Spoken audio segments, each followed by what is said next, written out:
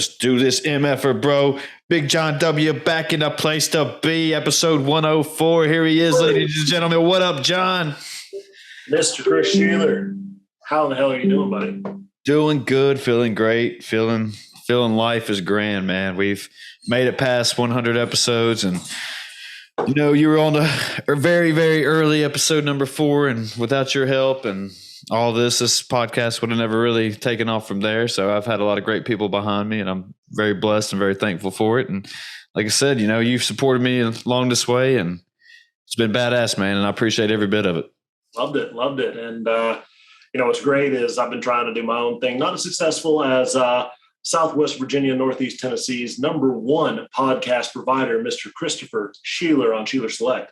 But you can, however, take a little preview on The God Who Weeps. If you're watching live stream now, you're actually able to see this episode a few days before anyone else. So that's pretty cool.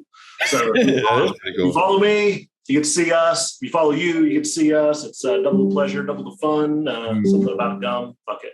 So, man, 104 episodes. Bro, never would have thought got this far, man. I mean, even when I think, didn't we, was you with the Hell Hades episode, like number 50 something? Yeah, 50, 60 or something like that, where it was in the background. Yeah. And even then it was like, wow, this is episode 50. This is pretty bizarre to me right now. I mean, I've said this countless times on here that, you know, I felt like the first 4 or 5 episodes, I was just going to quit. Be like, all right, I had my fun, no big deal. But moved on, man.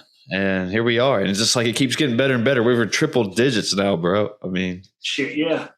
Damn. That's tough. That's fun.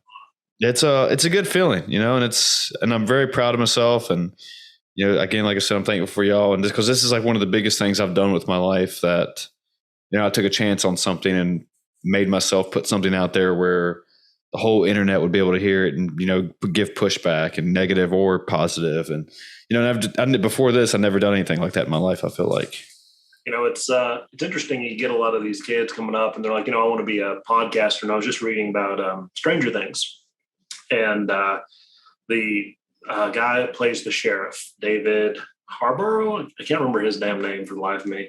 But I love him in Hellboy. But he was talking about how he appreciates that he was famous at 40 as opposed to these kids like Millie Bobby Brown. She plays 11 and she just turned 18. And everybody, the internet's like, oh my God, look at her. She's so hot now. And she talked about the negative implications of just like being sexualized since she was 12. And you think about these kids growing up on YouTube and what you just said about being vulnerable on the internet. You know, a lot of these kids, they don't even know what not being vulnerable is. You don't come like to the table saying, I'm gonna throw myself out there and then get all this hate and have no basic shell to deal with it. You know, there's an old Anderson credo. Fuck them, I'll be all right. But, you know, I don't think like, you know, when you're 10 to 15 years old, you're not getting that in your life. You're upset that you've had your first heartbreak, your first crush, you didn't ace a math exam. Like, no, things are very relatively different for you. You know, it's wild about, you know, you always hear those stories that people who or children who got famous real young seem to have the most, I don't know if mental head case is the right word but they have more problems, it seems like, at that young age, just because I don't know if the brain is able to handle that type of exposure and that type of pressure at a young age. And and they grow up and does that make sense what I'm trying to say? They have more issues more often than not. Like I was just reading an article not too long ago on Judy Garland and the Wizard of Oz. Yeah. Super, super famous when she was young, and the studio actually would drug them up with uppers for, you know, these long shoots, you know, 24, 48, 72 hour shoots. And then when they needed them to sack out for a few hours, they take them to the hospital, dope them up, drop them out. And at the end of her life, when she died of overdose, it was or like a heart attack or whatever, she was taking, it was something like enough prescription medication for 20 or 30 people to like use. And, you know, she died fairly young, like in her 50s. So, you know, she had a rough go of it, and, you know, she started out young, and it can fuck you up. How can that be legal that they would give I don't know how old she was, but would you say uppers and downers or whatever? I mean, how could anybody even just do that? Or back then, I mean, what was this, 40s or 50s? Nobody really knew what the damages they were causing. I don't think they give a shit. I mean, I don't think they give a shit now. It's just there's more people that are like, hey, cut it out, pedo. But you'll I don't know, man. It's a weird place. So, again, getting back to that positivity of putting yourself out there, getting something good coming from it. I'm glad that you're able to do it. After you've defined and realized who you are. I'm still trying to figure out who the fuck I am on most days, other than funny and handsome. Well, you're damn good at funny and handsome, bro. That's what I try to do. What is it? I fucked up and fell down a lot trying to learn how to ski. And I mean, an hour in, I just went back, took my tickets, I handed the dude. And he's like, what happened? Too easy for you? I was like, nah. I said, God told me that I could have three things. I was like, it could either be, handsome, good at skiing, or funny. And I asked him, I was like, what if I was just really funny? And the guy just looked at me like stone cold, like, I'll send my money back, thanks. But, it's being able to figure out who you are is a big deal. And like, I'm doing it, you're doing it. And I like, I like that cold honesty, but back into something more fun, man. Do you think, all right, so we were at this cookout with some friends last night and we were talking about stuff like this. And it seems like more often than not that more people always say that, or I'm learning, speaking of learning about ourselves and stuff, that more people say, like, oh, I still don't have no idea what I'm doing with my life or what my plans are or whatever, and 30s and 40s and whatever. One thing that used to fuck me up was that, going out of college, when I didn't have a plan or knew what I was going to do, I felt like a huge loser. I was like, I don't know what the fuck I'm doing. Like, I don't know where life is going to go right now. And I used to think that was weird, but it seems like, I guess my point is that it's really not weird because more people don't know than what I really used to think. Yeah. I mean, it's right out of college. I was like, hey, I'm a manager now. I got a management degree. I can do managing things. And got into the job market. And they're like, you don't know shit about thuck. And I was like, thank you for that. They're like, yeah, have you, like what makes you come in here? Like, I was definitely trying to, punch over my weight in certain jobs, trying to get that. And then it's like, well, what do you do? So I started out, doing door-to-door sales and figured out that if a company is going to have you put all of your shit on your own dime and not pay you, I'm out. Like, that's too much risk for that. But then, I mean, there's a lot of people in sales that they're okay with starting their own business, doing their own sales, fronting up all their money and then making all the profit. And I think that that's something that we've not been prepared for. So we just get thrown out there, like you're saying. There's no preparedness, and you feel like, you've been in the structure, 12 years of school plus 4 or 2 or 6 or none. Mm-hmm. And you're like, well, here you go, get a job. Well, how do I get a job? Like, who do I talk to? Who do I do this? And they're like, well, that's not our fucking problem. We just charged you, what's the going rate for Bradford now? Like, I think it's 14. 14? I think maybe 15. I can't remember off the top of my head. 14 or 15, I want to say. Yeah, and that's so. But we'll go with 15 for easy math. That's $60K in 4 years. Yep. It's 60 grand, and that's cheap. A lot of kids are graduating with $180,000 in debt, and they're like, "What the shit? What do I do?" And they're like, "Well, my favorite was always, well, you're a college graduate. You're smart. Figure it out." Like, well, fuck you, man. Like, I'm good at this. I'm not good at everything, including finding a fucking job. Help. Yeah. All right. So this says, all right, I might have been wrong on that. So just tuition and fees is about $11,500. But then if you go into personal transportation, book and supplies, then room and board. So if you're on room and board, it's about $26,000 with that all together. Okay. I mean, boom, that's $104K right off the get. So I wonder if that's just for your first year, you would probably have to pay $26,000. Then after that, if you live off campus, I mean, I don't remember it getting cheaper as we got through. Like, I don't remember being like, oh, you can pay less money. Well, that's true. Yeah, because I mean, paying for your apartments and stuff were just as high as probably. It was a little cheaper, doing the struggle. I think we're all grinding those minimum wage jobs while working like shit. Dude, I was pulling 50 hours, between 12 and 18 credit hours, working out, occasionally, getting to have some fun. Yeah. But, we had a lot of fun, though. There's some stories running around. We've talked about a couple of them on here, I think. But, yeah. We would you say college was the best years of your life? No, because that means you're always looking at a certain point and basically aggrandizing it, and you're not doing shit all with your life.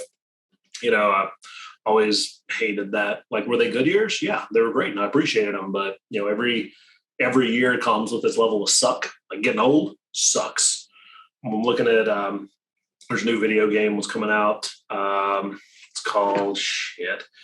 It's like the final or the lost faith, the last faith or something. Give me just a second. I was looking at one today called Starloft, but yeah. Did something. They had the little showcase today. I don't know if you saw Starfield. That's what it's called. Is that the one that looks like No Man's Sky, the little steampunky? Yeah, like No Man's Sky and Fallout come together and yeah, it looks pretty sick. Yeah, but I mean that's going into, do I think college was best year? Just like, no, I mean, they gave us a lot of fantastic games. I think it was a 360 was our big go-to. And I think the PlayStation 2 and 3 around them, because 360 was because PlayStation 3 came out and they didn't want to be 3. Yeah. Yeah. But like the games now are just, the graphics are incredible. Some of the gameplay and stories that have come out are immaculate. Not everything is Super Mario Brothers. Like, growing up with that, I wouldn't say the heyday of video games were in the 80s and 90s, but they had some great shit. Mm-hmm. Yeah. No. Yeah, go ahead. Sorry. So what about you? Like, what's your thoughts on it? Everyone used to, it's one of those things that growing up, everyone always used to say, these are going to be the best years of your life and enjoy it. And it was, I guess, because I had that mindset that, like, oh yeah, these are going to be the best years of my life. And I guess I always was thinking that. And then, after we graduate, now that we talk about it, it's kind of, I agree with exactly what you said, that, looking back on it, yeah, they were probably some of the better years just because we were all together, like me, you, Matt, Loon, the Dalton brothers, Raj, Frank, all of them. We could just get together anytime we wanted to. And it was always just like, who gives a shit on, what we're doing, really. It was just kind of get together and let's just go get a keg or a cheap ass keg or a 30-pack of Beast Light and just play. It was always a cheap ass keg. Exactly. And it was it was just kind of like, there was really, I don't want to say no cares or no worries, but there was kind of like that to an extent, that it was just all about us just living for the moment and hanging together and, just living at the time and just kind of like, well, we're having the best night of our life. Tomorrow morning's going to suck, but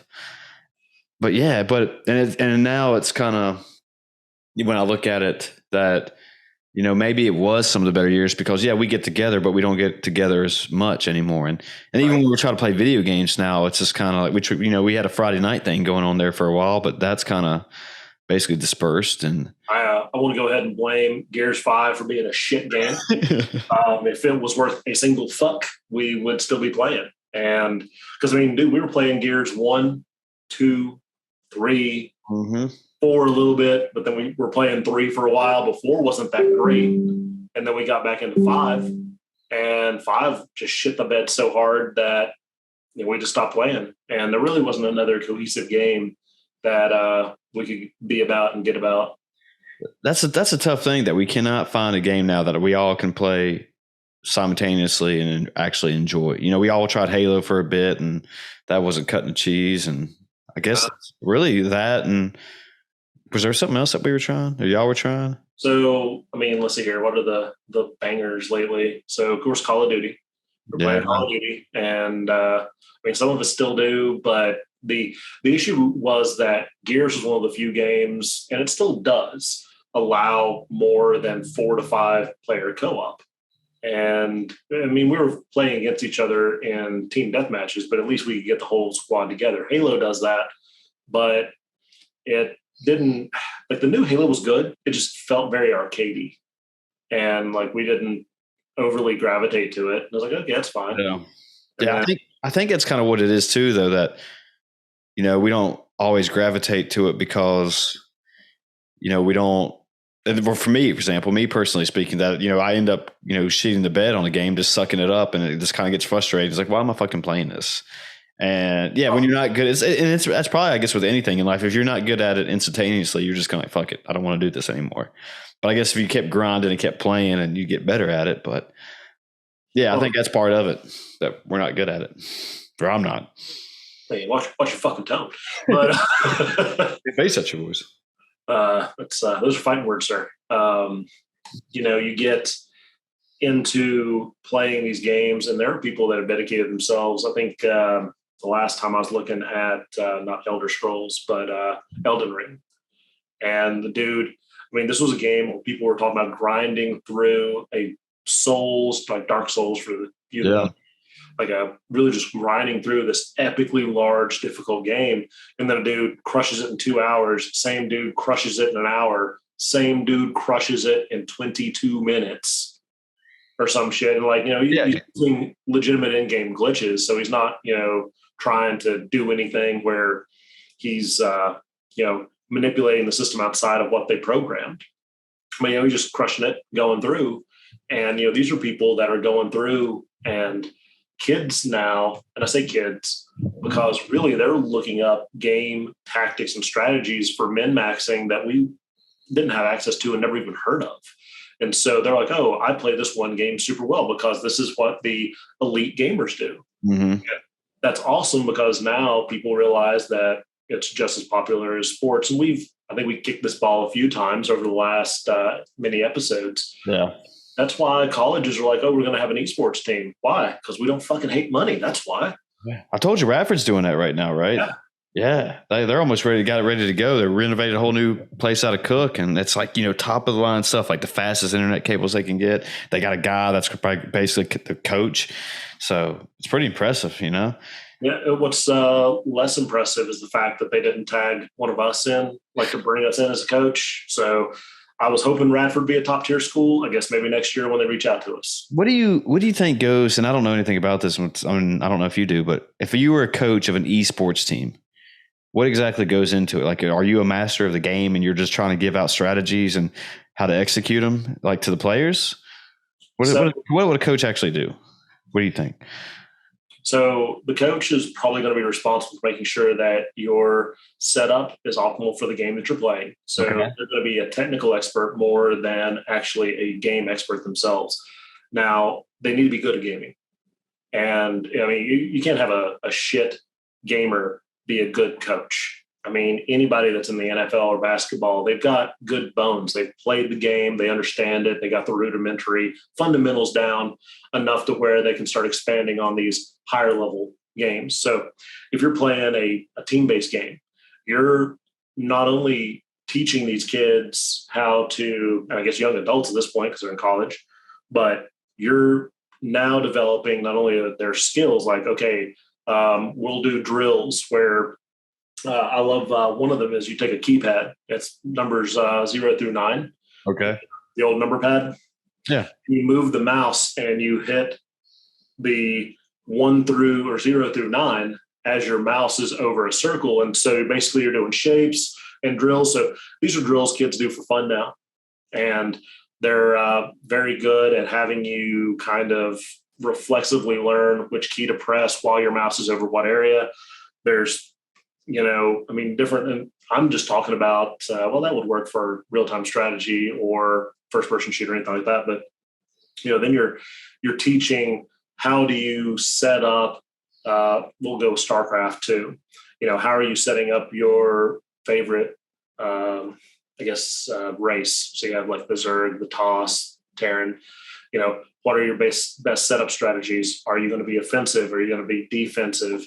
Are you going to be playing with teammates? Are you trying to help provide support? Like, you're going to be mastering how to teach these people how to elevate their game so that they're performing their specific function. It's the same way with any other coach.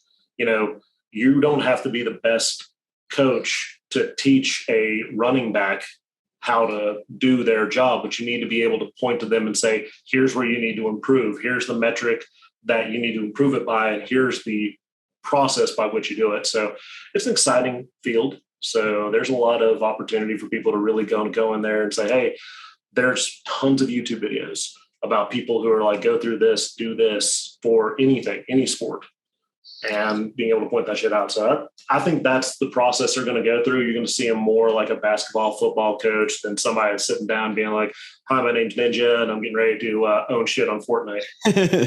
Yeah, that makes perfect sense. You don't mind sitting, studying the game, studying every little detail about it. And then it's, just like you said, like sports, going back and watching the game film or video game film, whatever you want to call it, and saying, okay, you made this X move here when you should have, did the Y move or whatever. Then you should have zig before you zagged or whatever. And it's just one of those things. I mean, that's what all the great elites do. They sit down and figure out what they're doing wrong. And like you said, with button mapping, now when to press their using muscle memory to like press down certain numbers at a certain time and whatever, making that connection between the brain and the muscle.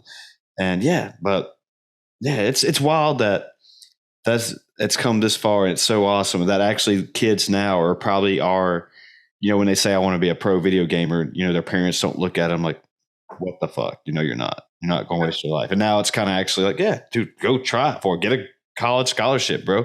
Motherfucking scholarship, baby. So real talk. Exactly. Yeah. I'll throw out a random stat for you. So to be a professional StarCraft 2 gamer in South Korea, it was like 2015, 2018, some shit like that. In your first couple of minutes, you had to make 300 individual moves per minute. That was like most gamers were between 240 and like your top tier were 300 plus per minute of like individual moves. Now, of course, you're talking about like, clicking, button mapping and things like that. But I mean, you're almost typing out full sentences by like hotkey commands and stuff as you're moving your mouse to tell your different units to go X, Y, and Z. And that's impressive. It's very impressive. Is it one of those like labs or not a lab? Like there's, what do they have? Like there's, like a computer lab, just a string of computers. And those people are just sitting there playing all day long. They call them like an internet cafe or video game cafe. And ain't that that's big in Korea or something?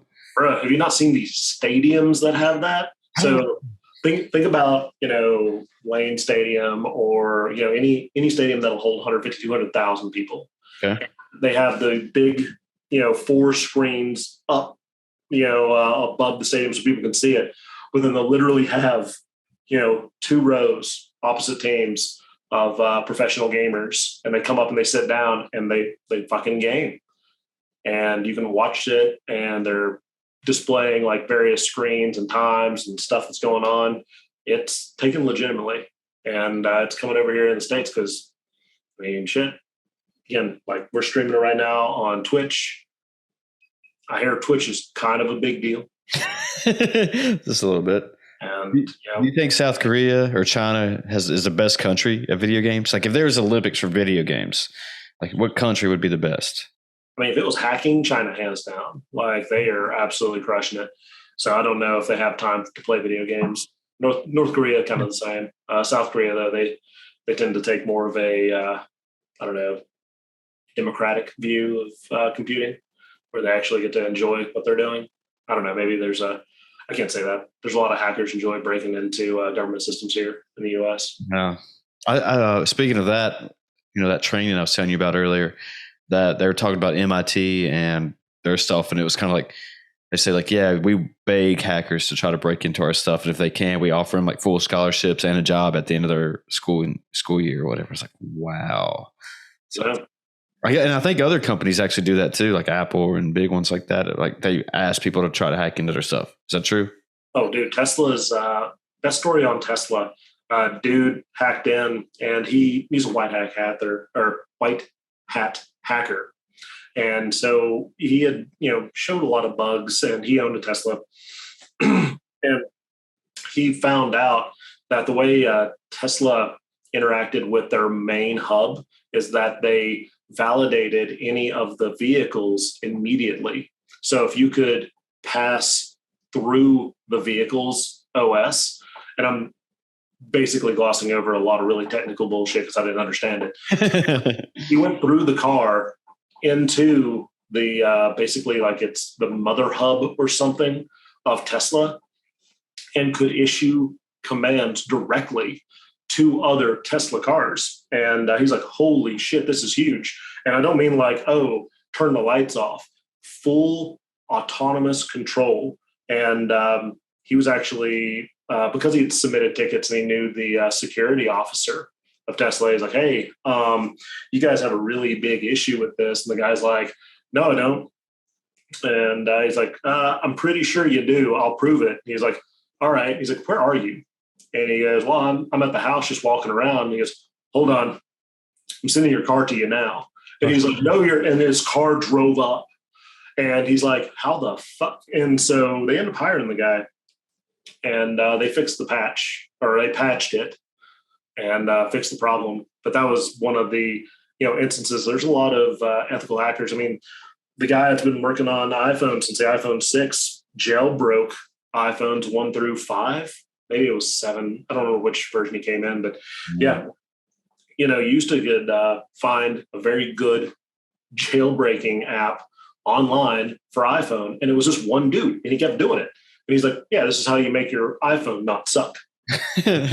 Well, and Apple was just like, please stop. He's like, I'm not doing anything illegal. I'm just making a better product. And they're like, please stop, please stop. Fuck it, we'll hire you. And he's like, yeah, I'm not sure. And then like, here's the kind of money we're willing to offer you. He's like, God damn, I got a job. So he works for them now. Yeah, that's awesome. But, there's a lot of ethical hacking that happens just so you can see this stuff. And it's a lucrative career because, especially with AI and the stuff that's going through, that people are able to go and actually use bots to run, complicated DDoS attacks, as well as, how to, I guess, this is where I get a little fuzzy, being able to use different avenues for entry, not just, your typical phishing and shit like that. Mm-hmm. But there's a lot of interesting tools that they use, and, hackers keep getting better and better at hacking in, and, it's a lucrative career field. Yeah, I feel like we need those ethical hackers. I'm glad you said it that way. My mind was not putting it together as ethical hacking, and I like that. Just because, that shit gets in the wrong hands, obviously serious power can go down and they're not going to give it back up. Didn't we talk about on here, like the last time, like, was it the gas line got hacked or whatever? Gas line got hacked, and they're like $3 million or some shit. Well, then all the gas prices went up in the U.S. Yeah. Well, speaking of that, what do you? I don't want to we change courses here, but what do you think? We're going to see $5 a gallon here soon? Motherfucker, I see $5 a gallon now. Oh, today at the gas station today. I haven't seen it that high yet. I think 480 something. I've seen it. I mean, I would say drive around, you'll find it, but fuck, not those prices. God damn. Hey, driving around, bro. Don't need to do that shit. Do you think that I got a theory working here, and I don't know if I've told you about it. I have, just act like I haven't. But you remember that gas guzzler tax they did, or where a few years back during recession to bail out all the companies? Like you trade in a gas guzzler and you remember that $4,500 bullshit? I guess that's what it was. I don't remember. First, I think it was Obama round 1. Yeah, it was right back then. Turn in your old fuel inefficient cars, and we'll give you $4,500. I think that's what it was. Yeah. I had a buddy that did that. He shouldn't have done it, because now that truck would probably be worth like $1 million, but it was like 3,500 diesel, dually, Dodge. And he's like, wow, the thing uses too much gas. I'm like, how many miles you got on it? Like 30,000 miles. It's like, it was probably like a 10 or a 12. And so now, because of the chip shortage and everything, and vehicles being through the roof, and it being like an actual work vehicle, $4,500 wouldn't even cover the tires. But I'm wondering if they're going to offer that up again for people to go electric and get an electric vehicle. I saw Toyota starting to promote like more of that. Well, we have the most electric cars now. So come shop with us, or whatever their ad was. They might. And I mean, no matter what happens, it's always us footing the bill for us to be able to buy this shit. It's taxpayer money. It's like the government does not have money. They just print it out and deflate ours. But I think they'll do something like that. But right now, the problem is that there's not enough. There's not enough electric vehicles for people to be able to purchase. It's like, go out there and buy a new electric car and you'll get it for $4,000. Well, fuck, man, where do I get one? Tesla's having production issues as always. I mean, the Cybertruck is going to be coming out in 2020. That's what they said, yeah. The problem is it's 2022 and I ain't seen no fucking truck. They're still taking reservations on it too. I looked it up the other day. Yeah. So I said, when's this thing coming out? Yeah, I mean, fuck, Rivian already has a truck, and it's price competitive and far more attractive. And then you've got, let's see here, the Ford Lightning. So that's a sexy looking truck too. I was reading reviews on them. I like it. Ford has always made a very attractive truck because when you see it broken down on the side of the road, you don't want to look. That's fucked up. I shouldn't have said that one. We're gonna go ahead and just the whole section. We're good. Don't worry. Sorry, Ford. We're just playing. We just playing. So watch me end up getting a fucking Ford truck later. Yeah. What was that shit you talked to me? Like, what? I was just playing on the side of the road. But do you think even if I don't know, I'm not intelligent enough to even be talking about this, but like, if we all went electrical, could our electrical grid even handle charging this many cars? No. Okay. No, not even, dude. Ask Texas. That's right. They can't keep old people hot or cold long enough to keep them from dying. And the electrical companies were like, well, this is going to be an issue. And the government's like, fuck off, it's not an issue. And they're like, it's going to be an issue. And the government's like, fuck off, it's not going to be an issue. Then all of a sudden it happened. And they're like, why didn't you guys fix this? Like, we told you it was going to be a fucking issue. Yeah. But then they're like, oh, it's the greedy electric companies. I'm like, that's the dumbest shit I've ever heard. Because let me tell you something. If you want to buy electricity and there's a company that has the means to supply electricity, they're going to give you as much as you're willing to buy. It's simple math. And so they're like, well, the grid sucks. And I think there was something to do. There's a multi-layered in this. Like a lot of people shit the bed on this one really hard. But ultimately, it was just that they didn't have the system that was capable of even, domiciled powering, let alone the fact that you're putting a 220 special hookup for each of your cars. Mm-hmm. And, you're drawing on that at night. Now, there's a lot of things that Tesla's trying to do, and I think other car companies are going to do that as well, is that you can basically get you get their power station, but the car will act as a backup generator in case of an emergency. So if you have it plugged in, it'll reverse flow. Yeah, that's I saw that with the Lightning. It does it too, right? I think so. Yeah, you can go up to your house and it's like a generator for 3 days or something. And it's all depends on how much you use. I mean, if you're trying to, fire up the box, cook a big meal for a family of 12 and you've got 3-4 freezers going and you're running the hot water and shit, yeah, it'll go out in 3 hours. But, otherwise it does give you the ability to say, hey, I got the lights on, it's an emergency. Now, what sucks is that if you are in a sustained emergency and they don't fix that shit, well, now all of a sudden your car's dead. Mm-hmm. So you're like, well, I'm stuck here now. This is where I live. Yeah, no shit. But I was looking up the stat. Somebody I followed posted this, and I just pulled it up here, and it was basically saying groceries are up 11.9%, which is the biggest increase since 1979. Chicken's up 17.4%, which is the largest ever. Oh, damn. Yeah, restaurants are up 9%, the largest ever. Fuel and oil, 107%, largest ever increase. Electricity, 12%, and that's the largest since 2006. Then it goes into rent, airfare, and services, which has been the largest since like 1980s and 1990s. Yeah. Yeah, we're going to a recession, you think?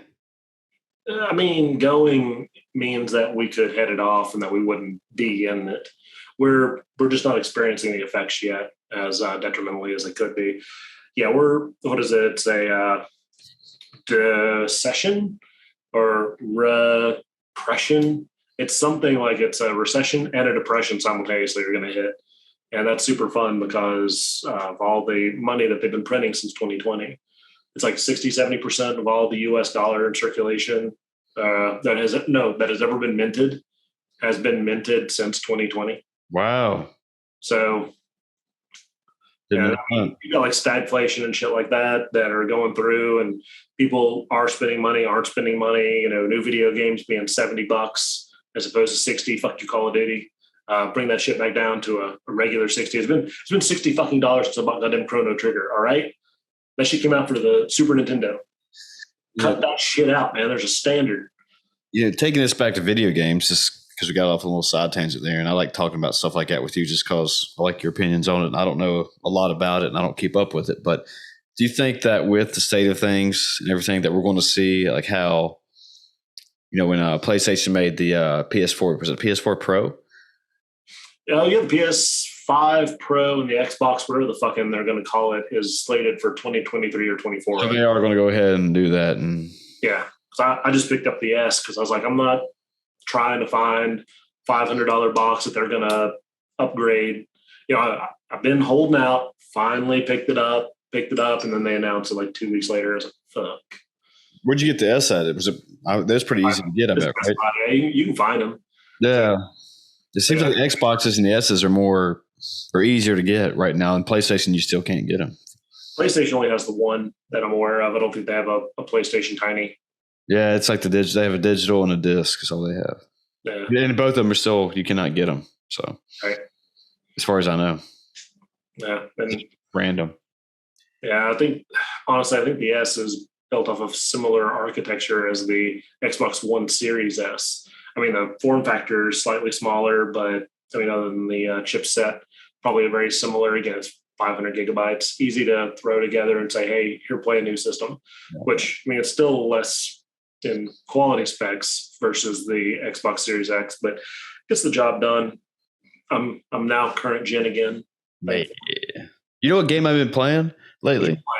I downloaded Microsoft Flight Simulator on the daily Game Pass or whatever. There it is. And it's not, there's not really a lot. Well, there's a lot to do, but it's also not a lot to do at the same time. Like after you take off, it's like, well, I guess and it's actually legit. Like I flew from Charlotte to Blacksburg, I think, and it legitimately took over an hour to get there.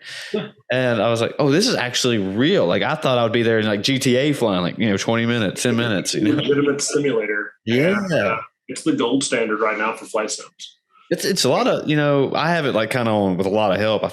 Probably the easy or medium level, but it's intense, dude. Like so much little things, and I'm still trying to learn and get. I've only played it, 6-7 times, but I keep itching to go back and play it just cause. And even if you use the actual live maps, I don't know if it goes off. I guess it would go off Bing. Ain't Bing's Microsoft? Yeah. Yeah, I guess Bing Maps. But yeah, you actually flew over Radford and flew over my house. And the maps are kind of like Muse was actually like a flat building, but it still had the same outline of it. And I was like, that's not Muse. But yeah, it's kind of cool. It's kind of fun though. But it's kind of like you don't want to play it for all day long, but you're all right, I have my fix. I can go land this plane. So yeah, we can hop in to New York, take off and be like, oh, where are you going? LA. And see how it goes for you. do some work, come back in a few hours and see if you overshot it. Exactly. Well, I was playing it tonight before we got on here, and I was flying from LaGuardia to Boston, and I think this said estimated 1 hour or something. And I was like, I wonder if I just keep letting it fly while we go do this. And I was like, I'll just go ahead and pause it. But I was looking up stuff, man. Some people make these extravagant rigs, just for flying. Actually, it's like a real legitimate cockpit, and they incorporate the whole. Now, even for racing games and stuff, it's like a legit racing cockpit. Dude, flight sims and racing sims own the market in accessories and peripheries. The things that people do to set it up to make it look legitimate is beyond impressive. It is. People will spend $5,000 on a rig, and then they'll. What are you drinking, by the way? Oh, it's called Howler Head. Okay. It's banana whiskey. Banana whiskey? Yep. Now I gotta urban whiskey with natural banana flavor. we gotta do that with some screwball and see how it is. So it's not as overpowering as peanut butter. The peanut butter's got more taste. Yeah. But you can see this gives you just a hint of it, and you're like, okay, it's still whiskey, but just with hint. But Right.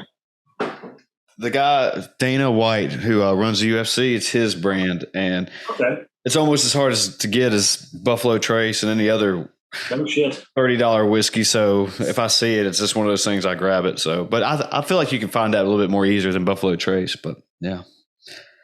So, but I like it. You know, it's like I said, it's 80 proof. It says Kentucky straight bourbon whiskey, and it's just not. It's like a little bit of banana, but not enough to overpower the whiskey. And I dig it. Nice. I'm doing a little Kentucky Spirit single barrel. Oh, Kentucky. And let's see here. It's a low 50.5% ABV, so 101 proof. Not bad. And I'm not trying to get my McConaughey on because that was cute. I enjoy now that our press briefings in the U.S. have celebrity guest stars. I mean, to be fair, I feel like we should have been doing this for a very long time because who the fuck cares about the celebrity or the press briefings? But now it's like, and introducing today out of Arlen, Texas, or wherever the fuck he lives. He's Austin. Oh, that makes sense. But no, yeah, I saw that too, and I was like, "Is this legit, or is this just something kind of?" I thought maybe he was a plug in a movie or something. Yeah, I was like, "Okay," but yeah, I guess it was legit though, right? I don't guess he plugged in a movie. But it was in fact a legitimate United States taxpayer paid for service announcement. Is that trying to get more ratings? Like, oh, we got Matthew McConaughey. You know, I like Matthew McConaughey in his movies and stuff. Don't get me wrong, but actor. Yeah, but I mean, you know, I mean, I don't know. Are we living in a fantasy land? I mean, where are we going with? You know, we had Donald Trump president. Now we're just going to have this whatever celebrity we want to and start running. Isn't The Rock talking about running for president? I mean, is this in 2020? Yeah. Like, I mean, it'd be fun to see him, but I mean, we've had celebrity presidents. Reagan was a celebrity president. California's best governor, in my opinion, was Schwarzenegger. The governor. Yeah. It's just, is it a joke anymore? Just all right, whoever just wants to go do it, just somebody go do it? Or I think so. I think that's just like people tired of bullshit, but they want to hear it in a brand new flavor and wrapper. It's just one of those old, like, exactly. It's just a bullshit. Is it a bullshit job? And it's just like, all right, whoever just wants to come do it now and just hate their life and go through this. I mean, I feel like a lot of people legitimately probably go through the process of actually wanting to help out and change things and make them better. But, you know, corrupt government gets a hold of them and then they go down this whole negative spiral and they turn into this person they never intended they were going to be. And I don't know, maybe that's just me generally speaking, but I feel like that's kind of how it seems like the normal path of all these politicians go. You know, Nancy Pelosi with the insider trading now and making millions of dollars and for trade, which is awesome. Her husband was doing it. Was she doing it or her husband? I can't remember. Both. I mean, like her husband. So it was her and or her husband that bought a shitload of Tesla stock right before. It was literally the day before they awarded the government contract. Yeah. And it jumped up. So they made, I think it was like a smooth 100 million or something. Nothing crazy, but he just invested like 2 million in another stock, I think week before. And all this stuff is public knowledge, but the problem is they post it. I think it's it cycles every week or 3, like somewhere in there. But you know, there's no other group that, I mean, they made insider trading absolutely illegal, but then you get, you know, Congress and they're like, yeah, but not us. I mean, fuck, man, like we need to make money. It's the only government gig where you can make $200K a year and in 6 years have $7-8 million in the bank. And it's like, yeah, it makes zero sense. I think somebody looked it up. I can't remember who was talking about it. I forgot her annual salary. Her government salary was a couple $100,000 a year. Yeah. She's a multi-millionaire. Oh yeah.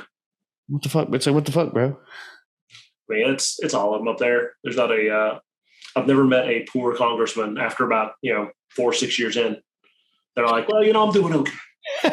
yeah. I bet you are. I bet you are, man. I mean, but even speaking about, ethical hacking and doing that type, I mean, is it just a person just becomes so like, just watching out for me now, just so narcissism that just watching out for number one. It's all about me. Who cares what everyone else thinks about me as long as I'm rich? Is that just part of the process? Maybe.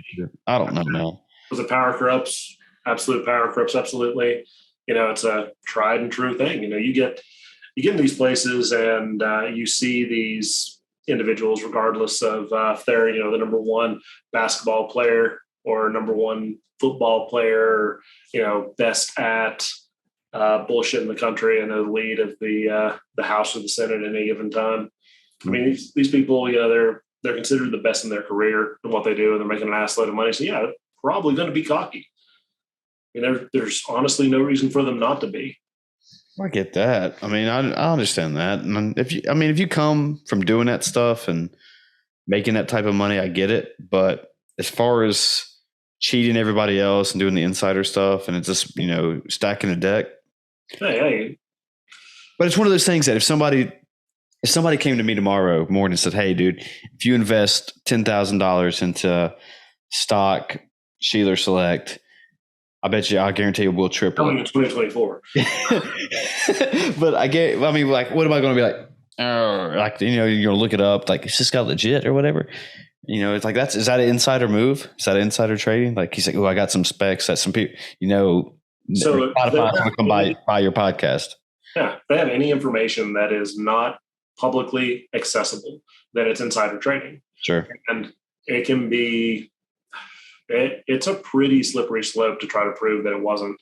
But again, if you're in Congress, it's like, yep, it was insider trading, like moving right along. You still mess with stocks and Bitcoin? You don't have to talk about, you don't have to answer if you don't want to, but. Well, I mean, I still, I futz a little bit with Ethereum. Yeah. Still, and of course there was the trying to buy the Doge when it was low. Of course, I sold some Doge. I think it was shit. I don't think I even had like a week between when I sold Doge and it jumped up 10,000%. Could have Ralphed on that one. It's like, yeah, I like $100 worth of Doge, but it had been worth like 10 grand. I wouldn't have hated that. You ever start messing with NFTs yet? Fuck no.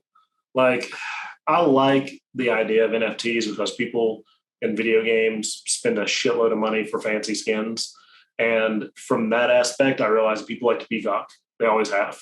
They like shiny things. They like foily things. They want the new. They want the biggest, the brightest, the best. Everybody, it's like, big Texas, big America energy.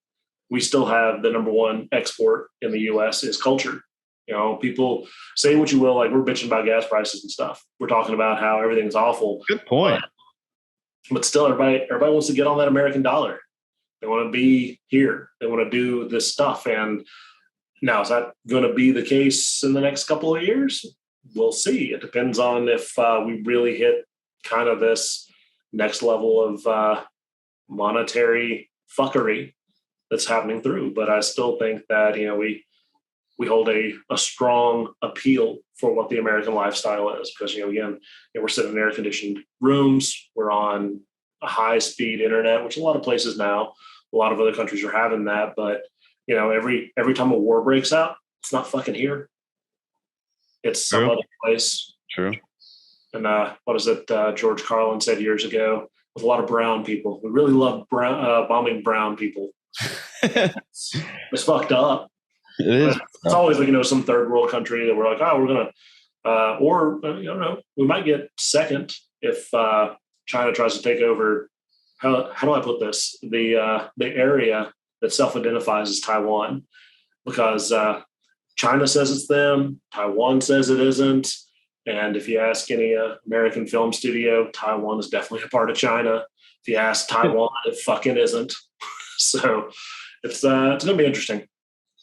I like your point on our biggest export is culture. I never thought about it that way, but it makes a lot of sense. And even though that, speaking of China, didn't they take one of the Marvel movies and change like it was a Tibetan character who Doctor Strange goes and sees or whatever, but they made it something different in China. I'm butchering this completely, so sorry folks, but yeah, China was like, nah, we don't want this because they don't like somebody. It was, I can't remember. Which Marvel movie do you mean? Because I feel like it was the Doctor Strange movie where. Oh no, they changed that one. They changed Black Panther. They changed Shang-Chi. They changed Mulan. I'm just talking about Disney films at this point. Each and every one of them has had specific Chinese edits. Like Black Panther, you actually see, oh God, why am I blanking on that dude's name? T'Challa. May he rest in peace. Fuck, what is that dude's name? The main character. Chadwick Boseman. Holy fuck. Oh, God, yeah. Like, how the fuck did I blank on that? Yeah, so he's on the poster in America. Like, it's his face, Black Panther. Well, in the Chinese poster, his face is covered up with the Black Panther outfit because they didn't want the poster to be starring a African-American lead role. So that was a big one. Yeah. They're like, no, you can find out it's Black when you watch the film. But I didn't hear that. Damn. Yeah, there's a lot of censorship that's happening right now, and Ricky Gervais has been absolutely fucking crushing it.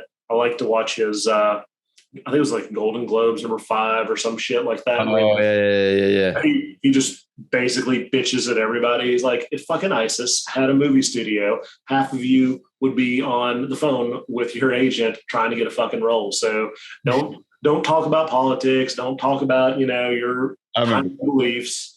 He's like, come up here, accept your award. Thank your producer. Thank your guy. Get the fuck off.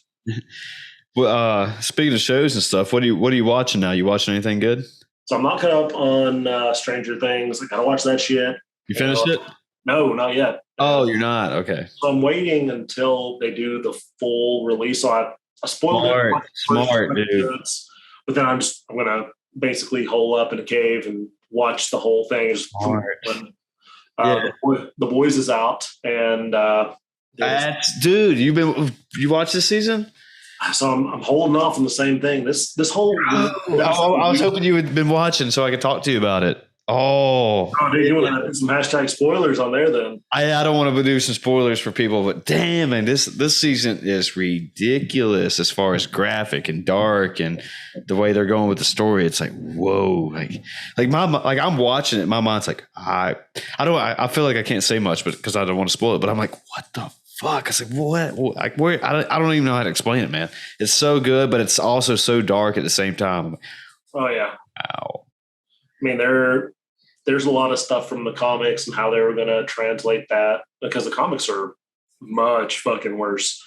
And as far as like the depth and dark, it's the same thing for The Walking Dead. Like there were episodes in comics, because I watched that shit before it came out on AMC. Nice. And I mean, the comics were immaculate, and they did things in that was it make a grown man cry? Like, there was shit in that. I mean, there's no way AMC could have done it. You could not have greenlit that. And I mean, it's how it is. But then, they've done a pretty good job from what I've seen the first 2 seasons. I will be watching season 3 of The Boys.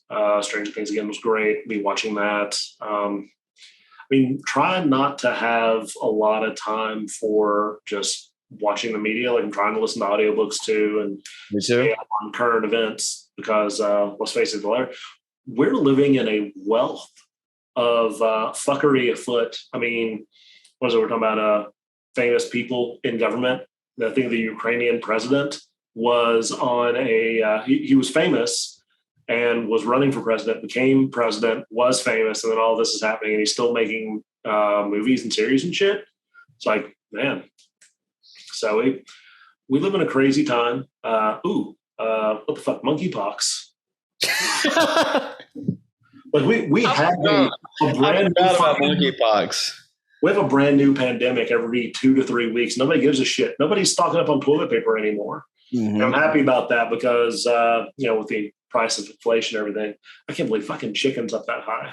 What'd you say, 17%? I think it was 17 is what it was posted. This guy has his own podcast, and he talks about politics, current events and stuff. And it's one of those guys, they were working for the mainstream media, and they're like, nah, we're going to go break off and do our own thing. And like, we don't want you to tell us what we have to talk about. We're going to talk about what we want to talk about. And so I can't remember if he's conservative or liberal, but like, he's one or the other. Then his co-host is the opposite of what he is. And so they actually just have like legitimate civil debates and just kind of go back and forth. And it's actually just smooth talking. They're not yelling over one another, trying to get their points across. And it's just like they actually.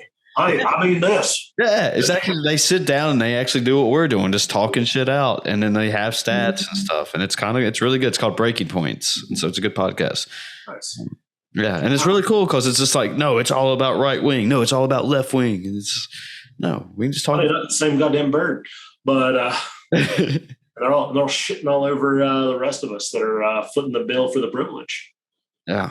Yeah. So, but yeah, dude, I agree that we are in a wealth of access of information for sure. I mean, as far as streaming, audiobooks, podcasts, everything, man. It's like one of the best times if you want to learn something, know something, you can learn it. Now, I would probably be careful on where you're getting your information from, but yeah. I mean, if you're listening to me about politics and stuff, you probably are doing a very, very wrong thing. So who knows, man? Who knows at this point? It's all about the dollar. Like who is supplying the dollar for the message that you're receiving? And you're like, oh, me as a consumer. No, you're not. Like the consumer throws up the dollar to, unless it's a strictly paid for subscription and they're not getting outside funding, which everybody is at this point. You're not getting an unbiased view. You're getting somebody that's like, hey, if I was getting paid a shitload of money from Remington, I'm not going to be like, guns are bad, okay? I'm not going to say that. I'll be like, you know what? Fuck yeah. I own 39 rifles, and they're all sitting right behind me. And each one of them has a slightly different feature. And not saying pro or anti-gun. I'm very much pro-gun, but you're not going to go. And if there's a guy comes out or a lady comes out and says, hey, I'm vegan, they're not going to be hosted by Tyson Chicken. That shit's not happening. Right? They're not going to get the funding because they're counterproductive to the message they're trying to send out. And so when you follow the funding, you follow the dollar, it's ultimately exactly what's happening. 2020 was a rough time for small business, but lots of big businesses made a shitload of money, crushing Target revenues. And so we rose on up. And then 2021, we had the great, not the great leaving. What was it called? It was the great resignation. That's what they called it. And so people were just like, fuck it, I'm leaving the job. I don't need this. I don't want this. I can do something else. And, I can get some of that cushy government subsidy to float me until I don't. So people were leaving out. And then all of a sudden there's this vacuum of jobs. Well, now you have people coming in new jobs, but they're still very much in that fuck it mentality. And I'm saying, the great resignation hasn't happened yet. I said, you had the great shuffle of 2021. Like you're now getting a lot of people, and I'm seeing this in various industries, people who are, your workhorses, your rock stars, the ones that are really getting shit done in a variety of industries have been put in a weird situation because they're now doing the work of all these people that have left. They're still there. There's not been, for the most part, a few places have been doing it right. There's not been this equitable adjustment of the people who are working there. And so you're getting ready to get the pillars to crumble.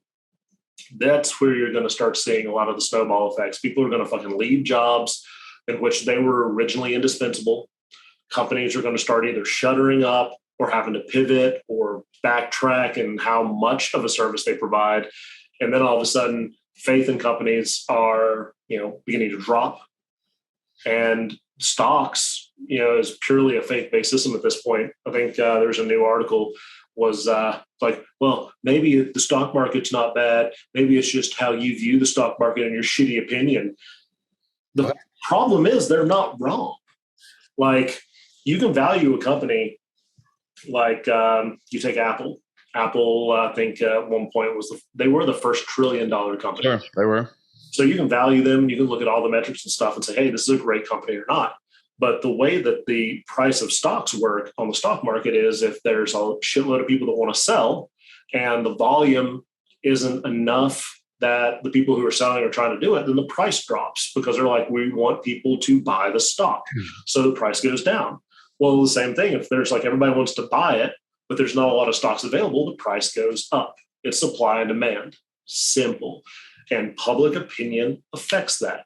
People don't want to say it, or people do want to say it. It's not the only thing. I mean, a brick of gold is worth a brick of gold, if nobody's buying it, then, well, you're just going to sit on a fucking hunk of gold until people do. It doesn't change it, but it does change what people are willing to barter for it. And a lot of companies are saying that, if they're missing targets, like Tesla, I think they're doing a stock split to be able to make it more affordable. I'm like, fuck no, they're trying to get more investors because they're not producing as much as they could. I mean, they're still coming out with cars and stuff, but they're not, again, they're not pushing out these flagship projects like the truck. So, they're trying to get more capital to move everything along. And it's a whole big fucking system, man. And we're just a very tiny piece of it.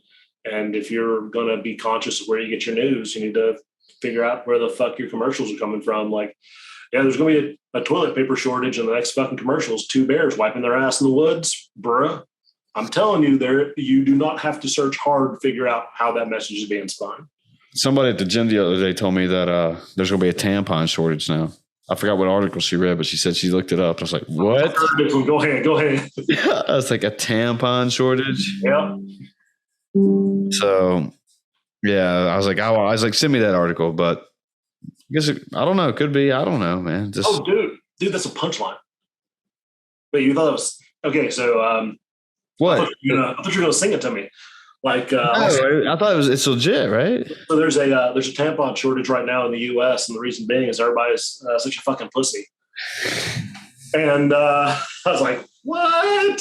No. So I thought you were laying that shit on. No, I didn't set it. No, I didn't set that up. But I thought, yeah, it's legit, basically. Oh, wait, I guess I got a Google box right here. So, I do know we have a baby formula shortage. And let's see, what else is fucked up in the country right now? All right. Yep. I don't want to manage my whatever. A tampon. All right. So on CNN Business, here we go. CNN. So it is legitimate then. A tampon. A tampon shortage is the latest nightmare for women. Update June 10th, 404. Supply. All right. So the main headline, I'll just read this out real quick. Supply chain problems and inflation have hit virtually all consumer goods, but women who menstruate are now facing an added strain as a shortage of period products hits the United States. Fuck.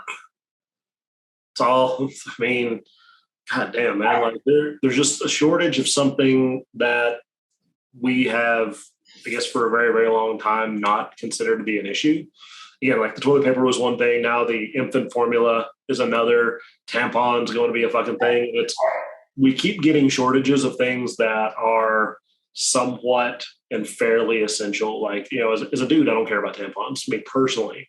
But, as like someone who has family members who are in fact the female gender. If we can go into genders, I don't know. Fuck it. Like, I do. That's a legitimate concern because, there's tampons, there's pads, there's things, but, in order to not really have a very disruptive day for a lot of people, like you need to have these feminine products. And, people who don't want to have, I don't know, dead babies might be a fucking sore subject for a lot of people. So not having infant formula is a big fucking deal. Not being able to wipe your ass. Yeah, get a washcloth, wash it out with some soap, you'd be all right. But, we're getting to the point now that there's some legitimate shortages that are coming through that affect people on just, more than the slight inconvenience. And do you think part of this is fear mongering, that they just 100 keep people scared now all the time? Like there's always a shortage. There's always something wrong. It's always and that's the thing, you don't actually know if there's a shortage when they announce it. You just know that the fear mongering and the buying process afterwards. All those people are like, oh, we're, now that it's $5, there's every fucking drop of gas you can find. But last year it's like, oh, there's a gas shortage.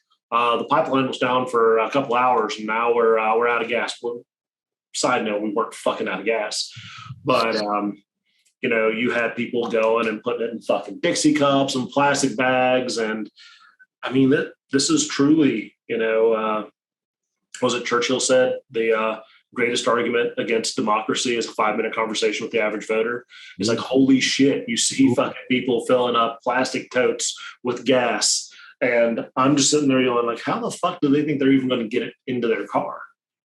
It's like, what are they going to do? They're going to take a little funnel, stick it in there and pour it. And that's me assuming that these people are bright, knowing that they're putting, like, they're like, well, I doubled up the plastic bag and put the gas in it. Like, I've seen people pouring gas in fucking Kroger bags.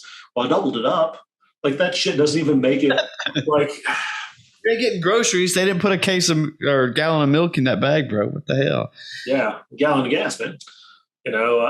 And that's the sort of shit. Like, there's always something that's becoming a shortage, and you don't know if because they announced a shortage that they caused a shortage versus there was a shortage and that they announced it. And that's really where a lot of people's frustration are with the mainstream media. It's like, are you guys causing this because you're saying it, or are you reporting the facts? And all the media outlets have been doing such a shit job of reporting the facts that what the fuck. Again, nobody gave a fuck about monkeypox. It fell off the planet. We're 8 months into 8 weeks, 10 weeks into the war with Ukraine. So we stopped hearing about fucking COVID. Like, the day he invaded the Ukraine, fucking COVID died. Yeah. Nobody heard about it. It didn't get spoken about. It's not a problem. Like, mask mandates were lifted. All of a sudden we're supporting the Ukraine and shit. And we're like, the fuck? Yeah, I wonder if, and I know we're getting kind of short on time here, but I know, they try to throw out monkeypox, like, oh, it's so scary or whatever, but it's really not as bad as what the news made it. It's like, never is. Yeah, it's like, you'll be okay. You might just, I think you get hives or bumps on yourself, and you might feel bad for a couple of weeks or something. But then they try to make it like a homosexual kind of thing, because I think 2 guys got it at a rave in whatever country, and so it's like, oh, let's use this, and let's scare people. Wouldn't have AIDS in this country if that guy had butt fucked a monkey. I remember that being a thing. Exactly. Up. And that for those viewers at home who think that I'm serious, I'm serious when people Google that thing, but that's not what happened. That's not where the virus come from. But please don't have sex with farm animals. You shouldn't do that, or non-farm animals. Just don't. Animal sex, just don't. All right, I'm gonna throw that out there. That's my line in the sand. Don't fuck animals and children. Like, don't do it. But other than that, it's the adults. But yeah, we can take it home on that one right there, big dog. And we're out. Yeah, if people want to find the Twitch channel and stuff, let them know, bro. Yeah. The God Who Weeps. I think I finally figured out why I'm weeping. It's because all this sad shit we're going through, and not enough video games in my life. Boom. Not enough video games. Not enough time to crush Netflix and all the cool content that we got right now, bro. That's it. Trying to make a little cool content right here for you guys at home. Yeah, but John, again, appreciate you doing this with me again, because without you, I wouldn't have many episodes, and you were one of the biggest guys that supported me on this project. It was right there behind me and supported me and helped me out, gave me feedback, pushed me. You're my boy, Blue, as they say. So, it's been fun. It's been great. I get to get a lot of shit off my chest. I think it's cathartic at this point, and hopefully we can get some people interacting. I haven't seen anybody join the chat. I did a very shit job of putting up like, hey, we're gonna be live streaming this. I think we planned it about 3-4 minutes. Yeah, that's also kind of issue, but again, like, I'm very thankful to have people like you in my life to.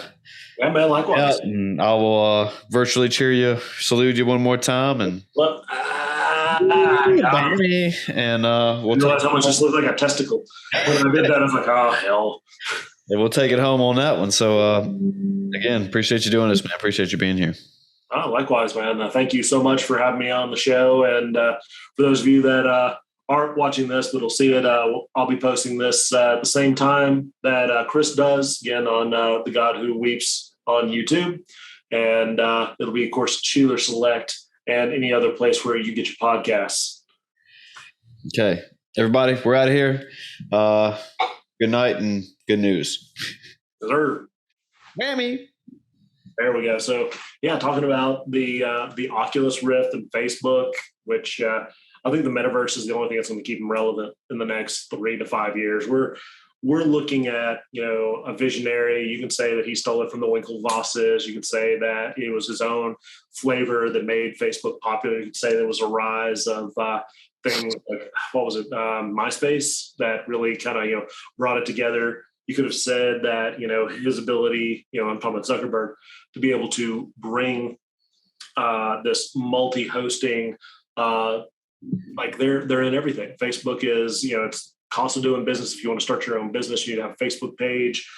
Old people are finally adopting it. And I say old people, I mean like over 70, using it to keep up with people. Kids don't use it as much though. And I think that the Oculus Rift is their way of either saying we're going to be relevant in 3 years or we're not going to be in business. And, people don't want to talk about Facebook stock eating the shit, but it is 100% the abandonment rates from people who are on there, to go to other mediums, to go to TikTok, to go to YouTube. I mean, at this point, Facebook's trying to do, and we try to do the Facebook streaming, and their interface is just fucking clunky. Mm-hmm. They're not ready. They're not built for it. Yeah, I think they're gonna need re-up. But they're not ready to do the streaming like, I don't know, a company like Facebook should be. They're not putting the money and time into that. They're going and they're digging deep for the Oculus. So they buy Oculus. Good fucking call by them, and they're doing the Metaverse. There was the recent story about the chick who said that she was sexually assaulted on the Metaverse. So that took yeah, we talked about that last time, I think. Wait, we tried. We did. That's fresh, dude. We talked about that a couple of days ago on the phone. That was, it was a big deal and a big black eye for people who are wanting to adopt it, because Oculus has the ability to take what people love about the internet and make it very much like Ready Player One. Mm-hmm. Is the best way I can put it. The more of the book, less the movie, but also the movie. If you've seen them, I've seen both. I saw the movie. I haven't watched the book or read the book. It's fucking great. Very different direction than they took the movie. The movie they shortened some stuff, but again, it's fucking book versus movie. It's good. Either way, I think as a white cisgendered male, they kind of pander to you and myself, and that's cool for us, I guess. Everybody else, maybe not so cool, or maybe it is cool. Maybe they want to be like us. People are changing, being very fluid. People do what the fuck they want to do, though. Treat them with respect. If they're an asshole to you, fuck them. Yeah. And now moving back into this idea that the metaverse is coming.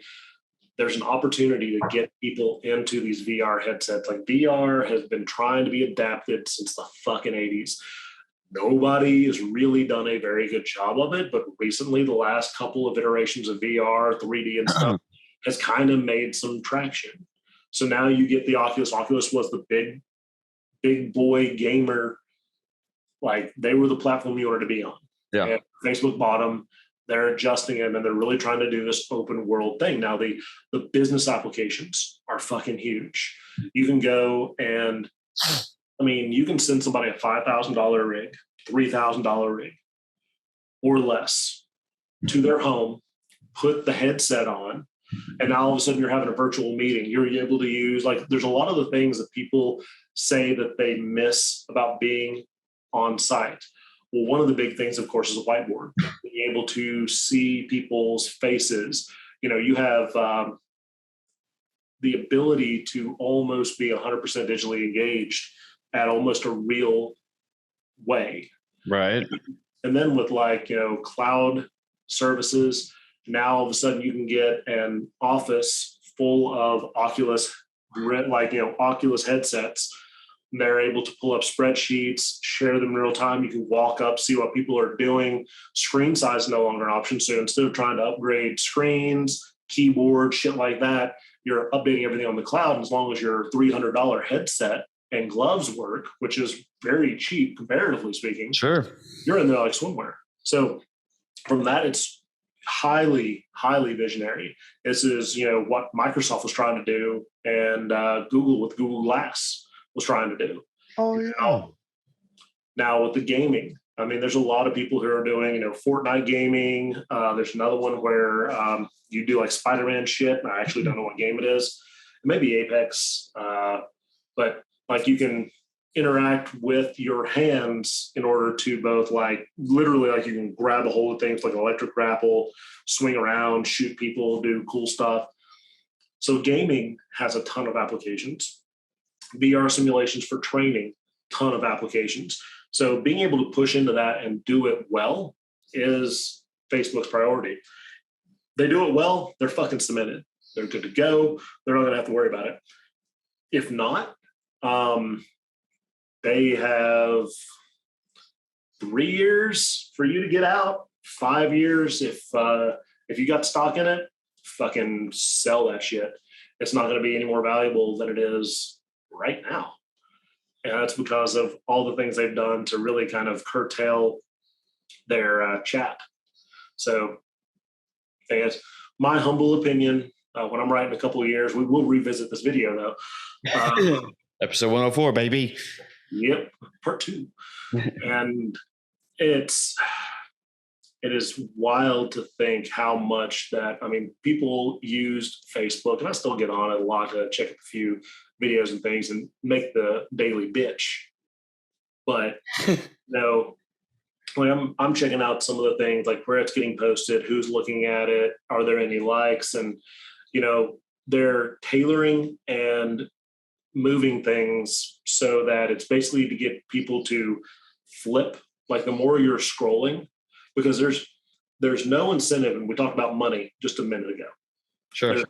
There's no incentive for Facebook to show your post to the public unless it makes people basically scroll to the next thing, and then that next thing being a commercial spot for whatever. Like there's so many things like sponsored ads, recommended for you, and all this, because the more you scroll, they're being paid by sponsors for, well, how many people are going to see my ad? Oh, well, and this particular area. And trust me, they get it down to the router almost. Like these people watch this kind of content. You're going to want exposure to, Southwest Virginia. And we're going to serve this up at these particular times. And you're going to get at least, 100,000 people to scroll over it. And if that's, a penny per, and you're making a product that they click on it, that pays for, what is 100,000 at a penny, that's $1,000. So you spend $1,000, you get 100,000 people exposed. But if you get 1,000 people, again, like 99% of people say, fuck it and don't watch. But then you get 1,000 people to watch. And then 500 people, let's say even 20%, I think it's the 80-20 rule. You get 20 people. Okay. Or actually it'd be 200 people. So it'd be 200 people to buy your product. Then if you're selling a product that you gross more than 200 people, which most products are, than $1,000, it's a fucking no-brainer. But that's really becoming a thing where people are abandoning Facebook, because it was this place where you could go out and you could say things and people could be heard. But now people are so averse to hearing, and there's no more debating online. And that shit got curtailed. You're either the loudest or the one that has the snappy comeback. It's never the first thing you say. It's always the second. Sometimes you can get the third, but it's like you make the first post, whoever makes the second is really it. And then people are just like, fuck it. They're not posting. They're not getting the likes, the subscriptions. If you're established already on Facebook, fantastic. Like you're there, but otherwise you're just moving to a different medium. And we're seeing that move through. So it's Oculus or bust for them. Bro, have you thought about this a lot, apparently? I mean, damn. I mean, or is that just right off the top of your head right there? You just came up with that whole rant right there. A little bit. That was impressive. I was like, fuck. So it's a bit of both. And I did some experimentation on Facebook some time ago. And I created a group. And you can't find it now because it's invite only. And I really wanted to see, and this is the stuff that they did on a much larger scale. And, I mean, there's things you can look up on any of these services that it'll boggle your mind, like what they do to get the dopamine continuing to flow for the like, subscribe, and the continue to scroll. But I created a group basically of people that I knew were a bunch of assholes just like me. And it was a group that had a single rule, and it was post whatever you want. If you want to, you can leave. And That's okay. And it was basically a social experiment to see if people could, like, have both a safe space to feel like they could post things, and also go and figure out, like, what is your threshold. And, people were putting up the usual stuff like, oh, anti-religion, let's see here, like anti-religion, anti-left-wing, right-wing, and then, of course, like, you got into dead baby jokes and, like, just things really the, like, heavy dredged shit. And the moral of the story is that people have lines in the sand, and they say that they don't. They say, oh, I can tolerate anything, I can do anything, I can scroll past it. But everyone has a line in the sand. And once that line hit, then there was blood in the water, because a lot of the people, they're like, oh my God, you can't post that, that's fucked up. And it's like there was only one rule: post whatever you want, leave if you can't handle it. And these were people, again, like, I had picked from my friends group, some of which are no longer friends with me. As a matter of fact, I lost a friend over it. Specifically, he got incensed and told me that a guy posted something, and he said, that's fucked up, you need to kick him off the group. And I said, no. I said, these are the rules. I was like, you could have just scrolled past it. And it becomes that, one second. It becomes that idea of, like, can people leave well enough alone? Can you see something and move past it? What is it? This guy died on the subway, and he was overlooked because he was homeless for 12 or 24 hours. It wasn't until he began to smell. It was in LA or something. It was actually part of the Jamie Foxx movie with Tom Cruise, Collateral. Yeah. Collateral is one of the last things, and he dies on a subway. Spoiler for anybody who hasn't seen a movie from 2006-ish. Sorry, guys. But, he goes, and the whole point of that is that there's people who, as a whole, generally will just ignore shit, and they'll move right through it. But once you are in this online platform, you feel like your opinion is the one that supersedes everyone else's, and that you have to be the one that's right or correct or whatever. Sure. I have been as, if not more, guilty than a lot of other people for that shit. And I enjoy it. I like shit posting just to get into the debates. I did that years ago. I scrolled a lot of it down just because, quite frankly, it's, if you're not getting exposure to new individuals, which now, I mean, Facebook has opened it up like public versus just your friends and shit. Right. But, you're not really seeing the public interaction. And it's like, what's the point? You're just talking shit amongst your friends. And it's, making a long story short, it doesn't matter. And there's a certain point that people just start ignoring everything because they become so desensitized. And then flash forward, it took a micro group in I think I did this in 2016, 2017, but it took a micro group about 6 months, maybe 4, to devolve into everybody just fucking left, because it became a point of, people didn't care, or people just didn't want to see it anymore, or there's a fucking amount that was my line in the sand. And so Facebook is now, to combat stuff like this, they put in this extra censoring. And it's always the fact checkers. Actually did a shit post on something. It was like, if we're going to go deep here, it's like the gun violence in the U.S. Schools. If we spent $45 billion to protect kids in schools instead of the war in the Ukraine, and it was flagged as potentially flagged as misleading. That's what it was. Because, and I shit you not, the entirety of the post. So my post got flagged, And like, there's no way to say, well, that's right or it's wrong or it's indifferent. You can fight it, but nobody gives a fuck. Like by the time you've posted it and it gets flagged and you reverse it, nobody's going to your fucking week old post. It's a joke. But so it got flagged. I looked at it and was like, well, here's all the good things we did with that money in the Ukraine. I'm like, I didn't fucking say what we did or didn't do with the money in Ukraine. It's just like, this is the money we've spent. And this is the money that could have been spent elsewhere. But their whole thing was like, it was misleading. It was like, well, you're taking away from the fact that the humanitarian efforts in the Ukraine is like, no, it's about where the money went between two places. It doesn't matter if it's like, well, guy loses $100. Doesn't matter if he, spent the money giving baby formula to an orphaned child or, went to the strip club and spent it on a single mom. Like, the money's fucking gone. Yeah. Happened. So it's interesting. That's, that's a lot of why, like, some personal, I guess I'm a, what do you call those things? They used to have integrity back in the day. Journalist. That's what it is. Like a self-made journalist. I like it. Asshole poking shit with a stick and figuring out what bad things are. You're talking about the Oculus Rift. It's super fun. It was fun. Well, now, what was your exposure? Did you buy one? No, I did not buy one, but I think they're coming out with an Oculus. They have 2 out right now? So they're coming out with 3? They have 2, the Oculus Rift 2 and the Oculus something else too. I think it's going to be the third one. And that was the only reason I haven't bought it yet, because why would I buy this one when the third one's going to be coming out soon? Right.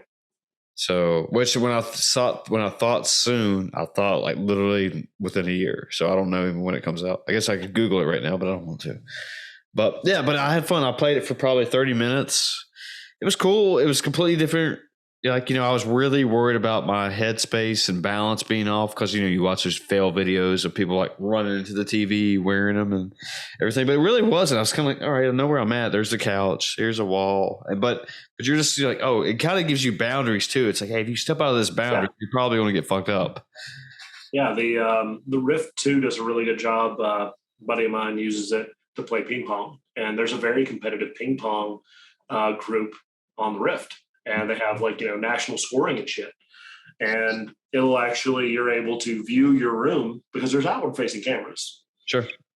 And you can view the room and it will give you a boundary and tell you when you're going to run into stuff. So when I see people that are like jumping on the floor or throwing shit, I'm like, this is just people trying to get 100,000 likes. That's what I wondered. I was like, what? Because, as the first time I put it on, I think my friends, like a couple of friends I was with, it was the first time they were putting it on. It's like, unless we're just, not, what's the word am I looking for? I don't know. We're just lucky, I guess, that we didn't get hurt. But it was like, we played Beat Saber, right? And that game was super fun. But yeah, it was just like, what the fuck? I guess it's cool. But yeah, I never felt like I was going to go throw myself into the TV or over the couch and break my shoulder or something. So, but it was super fun. It was fun. You're not a fucking idiot. That's why. That's what I was like. Come on, most people have a sense of surroundings and awareness. Like, I walk into a room, I pretty much know. Even if this is a brand new room I've probably never been in my life. If I have, I don't remember it. But I was like, okay, I walk in there. I didn't immediately put it on, but I had, here's a couch. There's a table over there. There's a TV. My boys are over here. Yeah, it's like I'm not. I know what's going on here. So yeah. You decided to like run headfirst into the wall because you got scared. That's kind of what it's like. Yeah, it's like, is that what somebody just decided to do? Like, yeah, just take off running just because they're nervous or scared? It's like, if I was nervous or scared, I could easily just, I'm back in real life right here. I'm good to go. Yeah. I mean, we've not gotten to that point where the graphics are so amazing that it looks one for one. Now we're close. We're not, but I mean, it's still just because of what it takes to render a 3D image cleanly. You don't know what angle the person who's wearing a 3-dimensional camera. So it's very different. We play 3D games, but ultimately the camera angle is only going to be so many locations, and you can program for that. With the Oculus, I mean, you're in a firefight or whatever, you can You can literally duck your body. You can jump.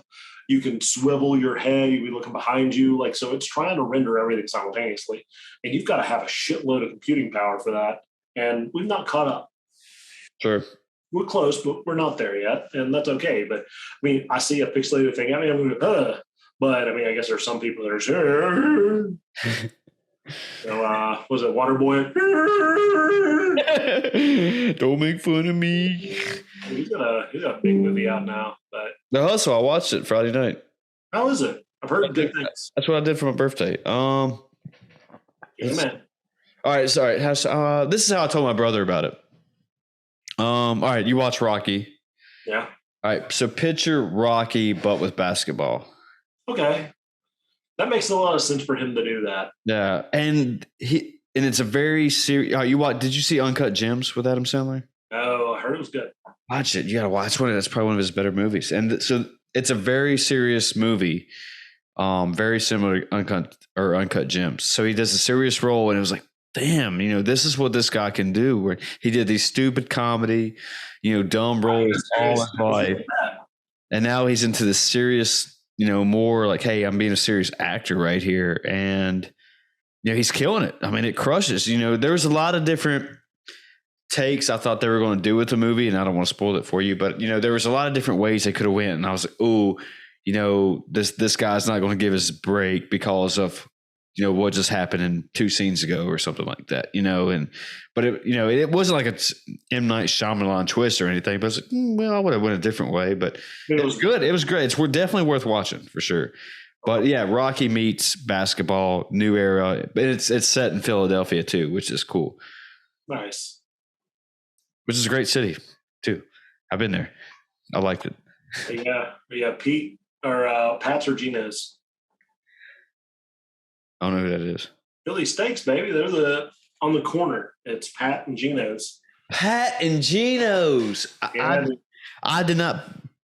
For some reason, I thought you said Pat something else, like a last name. I fucked up, but I've been to Gino's. I went there. Yeah, I didn't go to Pat's. I was like, somebody told me to go to Gino's. Like, it's good. It was great. But yeah, Pat's good. Different reasons. They're literally across from each other. Like, yeah. So I was they matched their prices because there was like a price war for a long time. Like, same price. Yeah, but no, it's but that's what it is. It's definitely worth watching. And Uncut Gems is definitely it's definitely better than The Hustle is what this one's called. But I would watch Uncut Gems first.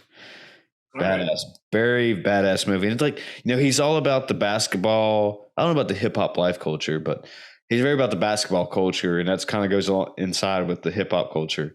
So, and that's what both movies are kind of coincide with. And it's the way it's done. It's just cool, It's just because it's very, very different than what your normal Adam Sandler takes are. And you're like, oh, never see him in this light. It's like, wow, you are really good.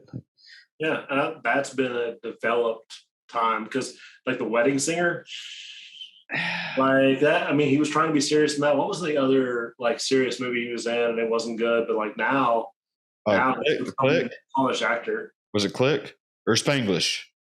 Oh God, it was Spanglish. Fuck, I forgot about that movie. I saw it. Ah, yeah, that was different. That was weird. No, then he did Drunk Love. Punch Drunk Love. Punch Drunk Love, and I don't think I made it all the way through that one. I was just like, That's okay. I hear the producer didn't either.